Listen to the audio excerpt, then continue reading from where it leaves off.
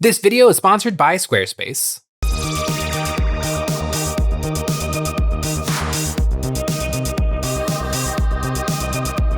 Hey guys, Jay here. Welcome to Eons of Battle Hobby Burnout. It is a real thing, and it is a little bit challenging to overcome.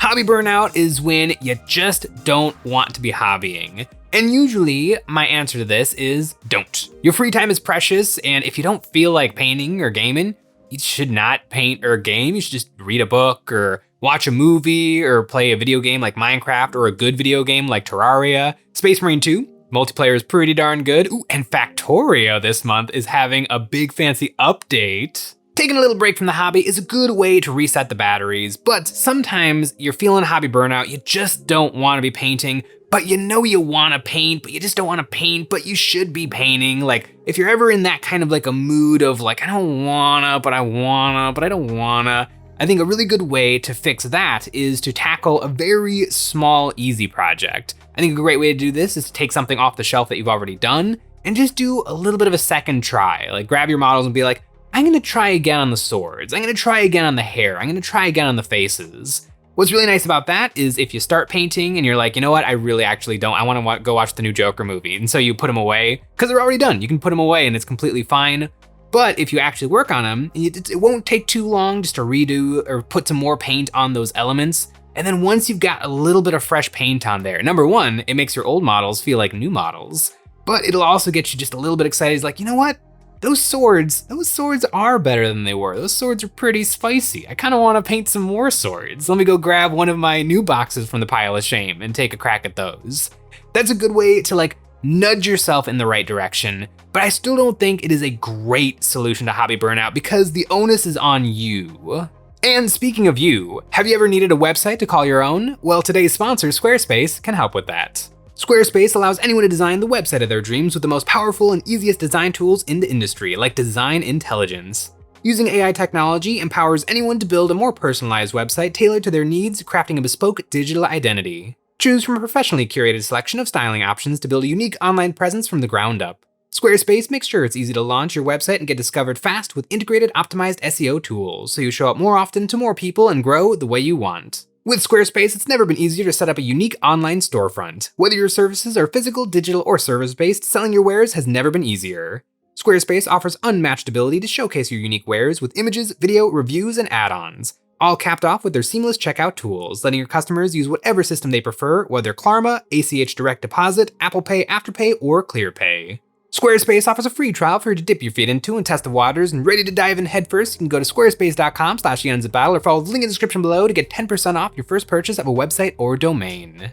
Hobby burnout is a tricky thing to overcome because the onus is on you to kind of force yourself to do it. And whenever you force yourself to do something that is supposed to be fun in your precious free time, it never feels quite right. So I think the true way to overcome hobby burnout is to go to an event. The beauty of a wargaming event is it takes all the onus off of you. I guess you still have to show up, but that's all you have to do, and then they take it from there. You go there, you talk to the nerds, you roll some dice, you go to some vendors. All of it's there for you to help recharge those hobby batteries. There's big, humongous events like Nova and Adepticon that have thousands of attendees every year, and then there's some smaller events. I love going to my local clubs whenever they're having RT Rogue Trader Warhammer tournaments, or I've also done some Spearhead tournaments. And those are super fun, a little bit more intimate scenarios. And then there's medium events like the one I just went to, Dragonfall. The Dragonfall Midwest Gaming Charity Festival in beautiful, scenic Lake Geneva, Wisconsin. Going to an event is the perfect way to deal with hobby burnout because it's just once you're there, you're like inside of wargaming. Wargaming is usually a pretty insular thing. Yes, you have to actually play with other people when you're playing the games, but playing the games is usually a pretty small part of the hobby. A lot of the hobby is clipping sprues or online shopping or painting the little miniatures while listening to a podcast. And if that's how it is forever and ever and ever, hour after hour, it can definitely start to feel like, well, there's more fun things to do. But sitting in a gigantic room with 400 other nerds rolling dice where there's actually like a thunderous sound to the number of dice being rolled, it's electric. At the Dragonfall Festival, there was tons and tons of gaming happening. There was a 40k GT, an Age of Sigmar GT, there was a Spearhead tournament, which I participated in, and when you're there, like, fun just ends up happening. Only 4 people showed up to the Spearhead tournament, and so the organizers came up to us at the start of the day, and they were like, only 4 people showed up. Do you guys just want to do whatever you want and then tell us who wins? And we were like, yep. And we just became like a little hobby family over the course of the day. 5 games. I went undefeated. I got a trophy. And they were really, really, really fun games. 2 of my games were I think maybe 3 of the games were incredibly close, down to like 1 point difference. And then 2 of the games were ended a little bit more in my favor, but overall, trophy. I also got a medal for Spearhead Master because overall, through the course of the day, I scored the most secondary objectives. There was a lot of medals and only 4 people were there, so we all got medals. Right next to us playing Spearhead, there was the Age of Sigmar Grand Tournament, and so getting to see a gigantic room full of people playing Age of Sigmar and 40k, there's a difference between Sigmar and 40k. Number 1, the Sigmar people started bright and early every single day. They were ready with their armies, everyone. So I don't know what it is. There's a difference between Sigmar players and 40k players. All of the Sigmar players had fully painted armies, were ready to rock and roll at the start of the day, were rolling dice, got through all of their games. 40k players kind of meandered in a lot of unfinished armies.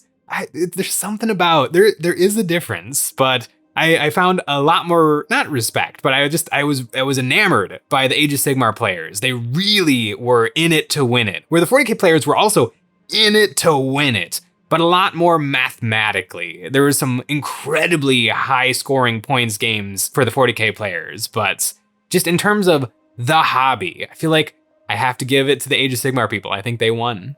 But speaking of winning, after the Spearhead tournament, I competed in the 40k Casuals event, which was sort of casual. It was all of the people who couldn't play 40k all Friday, Saturday, Sunday, because it was a 3-day event, and the proper GT was all 3 days. So if you couldn't participate in the all 3 days, you could do the Saturday and the Sunday, which was casual play. I played 5 games of 40k. I played against some very good players who've been playing their entire lives, and I played against some people who it was like within their first few games of 40k ever, and it was really, really fun.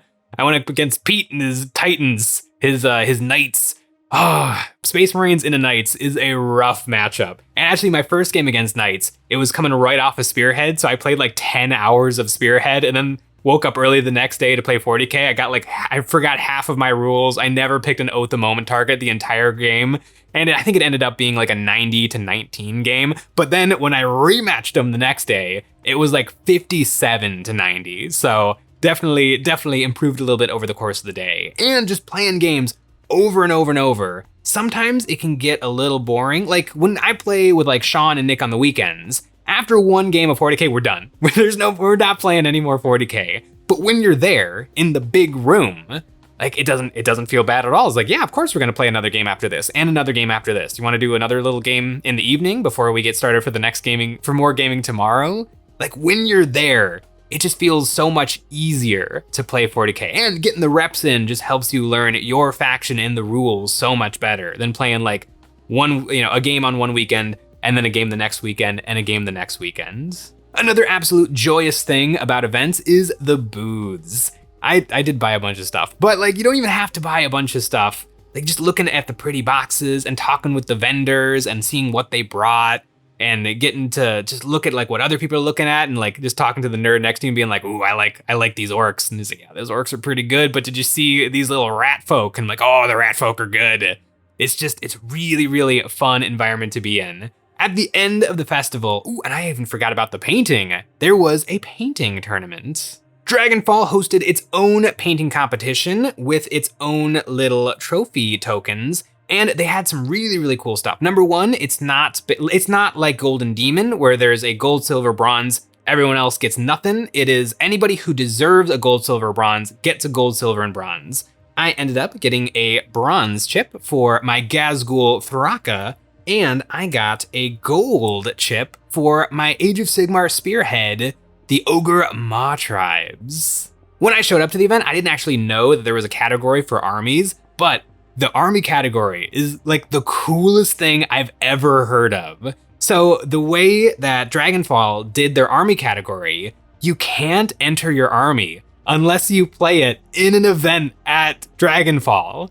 It's so cool. So not only do you have to be like a super pro painter, but you also have to game. Like you have to be a true hobby hero to enter the unit category, the army category at Dragonfall. And that is, I would love to see that at Golden Demon, because all of the best painters in the world enter Golden Demon. But let's see them play. Let's throw some dice and see what happens. Dragonfall and just events in general are so much fun. And when I was driving home from beautiful scenic Lake Geneva, Wisconsin, I was so incredibly tired, but I was energized. I was energized to like get ready for the next October, the next Dragonfall, the next events that I'm going to. I played with all painted Black Templar, and a big thanks to our top supporters on our website, because I think almost every single Black Templar I brought had a name on it. Top supporters on our website get their names on my Black Templar, and they crusade with me in glorious melee combat on the fields of 40k, and it was really, really cool.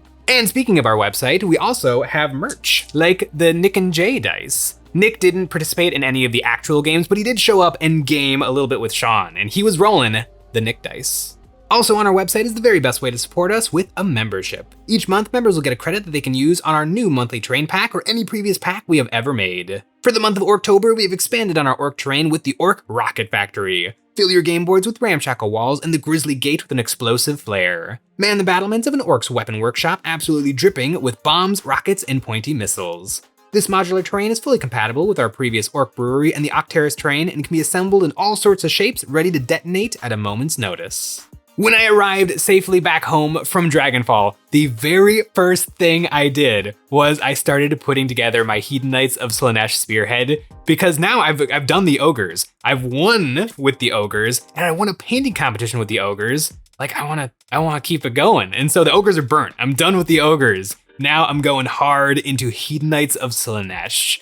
And I want to paint them better, I want to get gaming with them faster, and it is all thanks to going to an event. Because the reason I got the Hedonites is just because I thought that the rules looked kind of cool and I want to experience more spearheads, but like, I wasn't pedal to the metal excited about them. But now, after doing so much gaming and so much painting, and I had to because of the event, now I am absolutely energized. So if any of you guys are experiencing any sort of hobby burnout, I highly recommend doing a little Google, looking at maybe some Discord groups, see if there's anything going on local to you, or maybe even not so local, that you can go to get your game on.